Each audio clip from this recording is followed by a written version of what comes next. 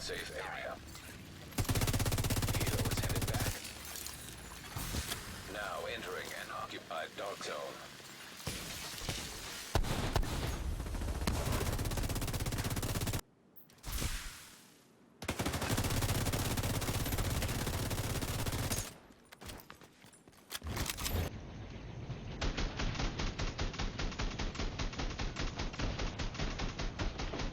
Headgear detected. Vital signs critical.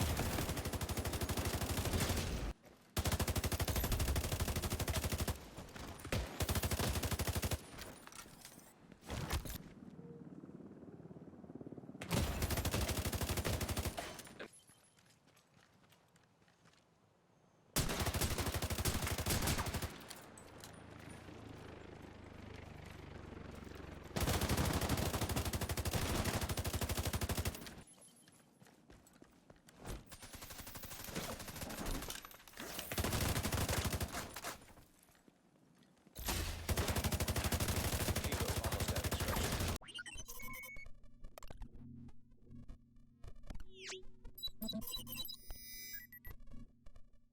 What's up, agents? Patrick Wolf here. If you guys are looking for a crazy strong DPS Berserk build, you've come to the right place. This is going to be a build video. My name is Patrick Wolf. If you guys love builds, all kinds of Division 2 content, so subscribe to the channel. Definitely do that. And this is going to be the ultimate Berserk build. Now, the vendor resets are not happening because we got them when TU6 dropped. So unfortunately, this Saturday and tomorrow, we'll have a look. I'll check Cassie Mendoza. If there is a vendor reset on Cassie, I will update. I'll post a video as always. Let's get into this build video. So this is one of the best DPS builds I've ever used in the Division 1 and Division 2. It's crazy damage. It is really fun to use, and it's for the ultimate PvP player. If you guys are looking for a build that you want to work towards, this is it. It is ridiculous. It doesn't require as much, situational elements like my last build, the Stinger build, because that needed to proc the bleed, and it was a bit more difficult to use.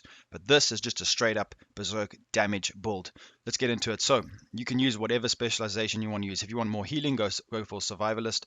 If you want to fully utilize the Seeker Mines that we will be using, use Demolitionist. It's completely up to you. I'm using this because I get that juicy 50% skill power to help me with my heals. It's really, really good. They've changed this to pulse resistance, which is very nice. Make sure that you have skill healing active. You can go for skill damage. Like I say, it's always up to you guys. Make sure that technomancy, however you pronounce it. Equipping a skill grants 15% bonus armor. When a skill dies, recover 20% armor. Very strong. Make sure this is active.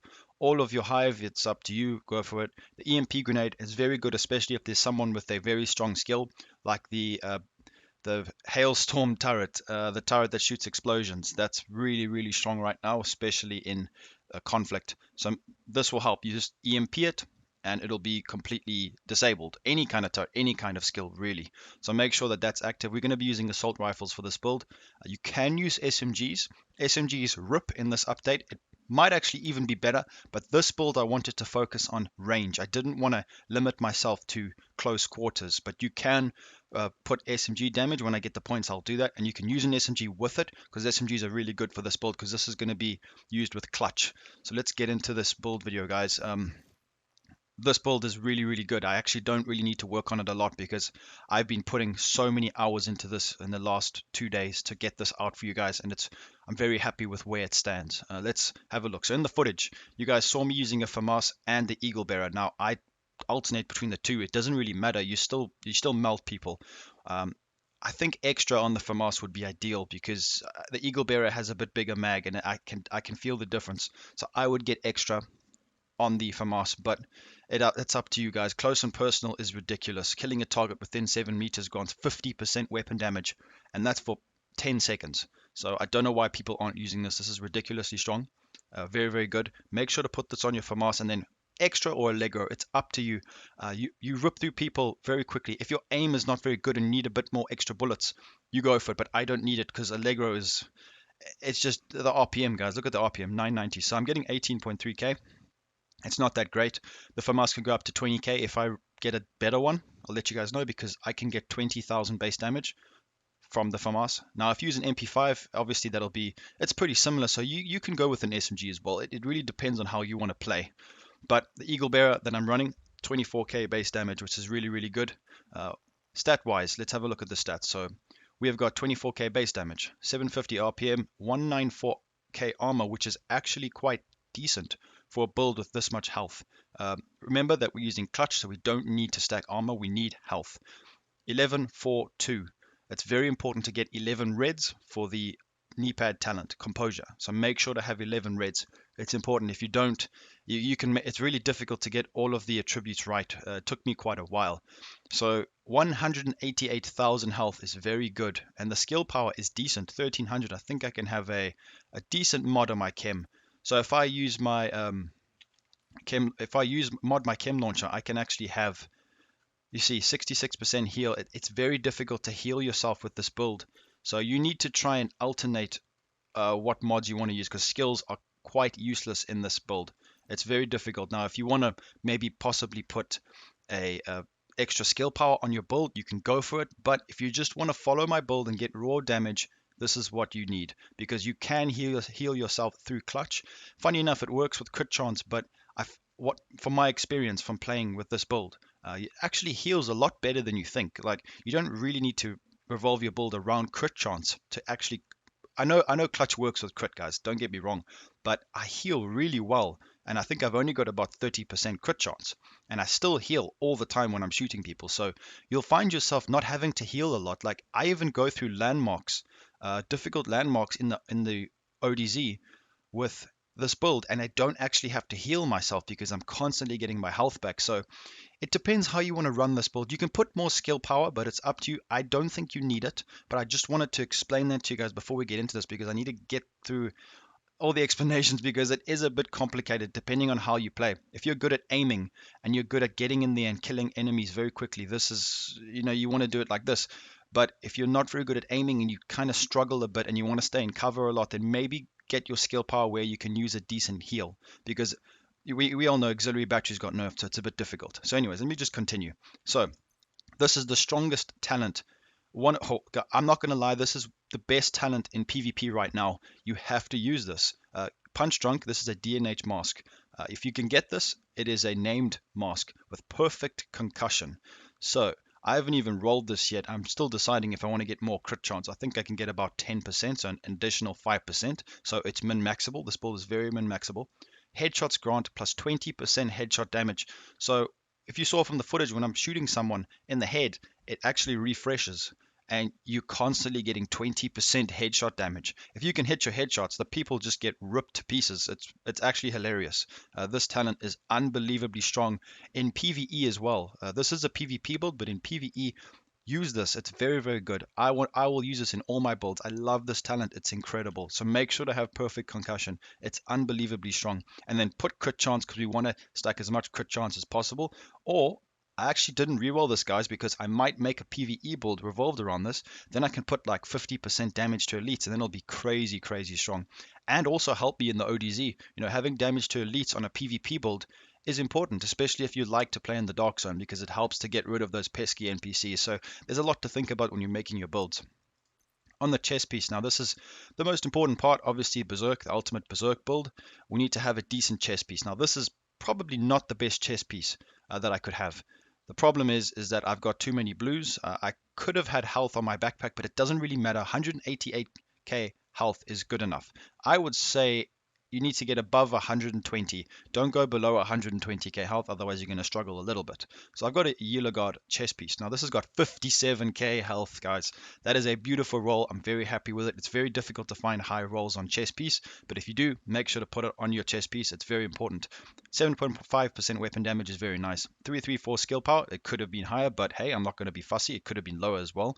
Then what you're going to do is use Berserk. It's active. It's just because I'm holding my pistol. 7 or more. Pretty easy to activate, to be honest. You can use it with an LMG and a shotgun, so it depends what gun you want to use. It's up to you. Put your mods. I probably need a better mod than this, guys. 3% assault rifle damage, but it's also got 1.5. Then put health mods all around. Make sure to have health mods. Mod slots are actually a waste with this build. If in the ideal world, it's a bit difficult to combine it with composure, but to get 11 reds is what I mean. I don't want 2 blues. Most of the good chess pieces have blue mod slots, though, unfortunately. I would have about 28 to 30,000 health rolled on my backpack. So then we can get over 200,000 health, but that's completely up to you. This build is fully min-maxable. I'm going to get the pieces. I might even get a better backpack, so it's really up to you guys. So RNH, this is a very, oh, it's an RNK holster, very nice holster. It's got devastating with health. Now 43k health, it's a big chunk of the health. You need to have a nice health roll on your holster. It's very, very vital. I think there's an assault rifle mod in one of the vendors right now. So just have a look at the previous vendor reset when TU6 dropped, and you can get a whole bunch of them. They're available right now, I think. So devastating is good. Why not this one right here? You might be saying, why not the headshot damage? Precise. Let me tell you guys something. I'd rather have the base damage because we are getting so much headshot damage from that perfect concussion. We don't need to stack any more headshot damage. Now, people always will say to me, oh, why are you saying that? It's better to have extra headshot damage. No, it's not. I can't hit all my headshots all the time, right? So I would rather have the headshots working with perfect concussion and then having that extra base damage for when I'm hitting body shots. So you have to gauge on how you want to aim. If you've got aimbot and you can hit your headshots perfectly, go for precise, but that's not how I want to play. So I just want to go over all the possibilities for you guys. You could also run surgical to give yourself more crit chance to proc clutch. So that would be very good for assault rifle, but I just wanted that extra base damage and it's really working well for me. So you guys can just alternate but how you want to use it there. That's really up to you. This backpack is absolutely vital. So we have, did you see what I did there, guys? It's got vital. Okay, so we need health. The 8% health, Murakami is the best in slot for this because we do get that 8% health, which helps towards the build. This has actually got a utility mod slot, which is nice. It's not a blue. Then I've got crit damage, crit chance, and weapon damage with Vital. We need Vital and Spark. Vital and Spark are vital for this build. 25% health, and then Spark damaging an enemy with skills or explosives grant 15% weapon damage for a total of 15 seconds. Now, we use Seeker Mines. So you're going to blow people up, and you're going to get 15% weapon damage for 15 seconds, which is ridiculously strong. You need to have this in any DPS build these days. It's really, really good. Best in slot for that. So this backpack I'm very happy with. All right, gloves. So you need to get your best assault rifle damage roll. My RNG is not that good right now, but we do have skill haste on the Alp Summit, which is very nice. You can have whatever you want. There might be other versions that you could use that might be better. Maybe 2 reds. Getting 2 reds there would be pretty good.